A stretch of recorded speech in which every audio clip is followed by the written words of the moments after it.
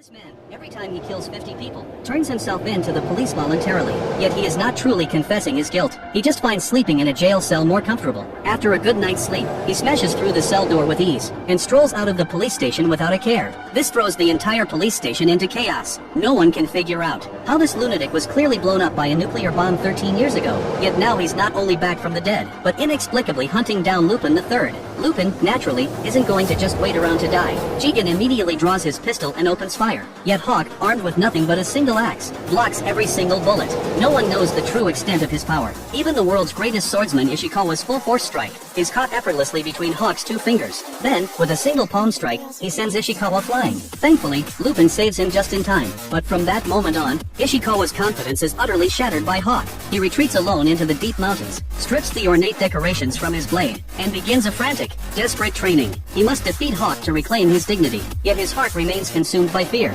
A shark leaping from the water feels as terrifying as the arc of Hawk's axe. Even after being bitten, he still lacks the courage to draw his sword. From then on, whether tempering his will in roaring flames, or sharpening his spirit beneath a pounding waterfall, the shadow of Hawk looms over him like an immovable mountain. 3 days pass in the blink of an eye. Ishikawa hasn't taken a single sip of water. His senses are numbed to the extreme, and even standing is an agonizing struggle. Time is absolutely not on his side. Because his employer died at Hawk's hands, the employer's son demanded Hawk's death within 3 days. Now those 3 days are up. The son arrives with dozens of henchmen, ready to kill Ishikawa for his failure. But just as the henchmen are brutally beating him, something unexpected awakens within Ishikawa, a new power. He can now see the future movements of his enemies. One man raises an iron rod to strike him. The next second, Ishikawa draws his blade and cuts him down in an instant. With his unparalleled mastery of the sword, and the ability to foresee the future, not a single enemy standing in his path remains upright. Now, he has only one goal: defeat Hawk and reclaim his dignity. Meanwhile, on the other side, Lupin has been cornered by Hawk.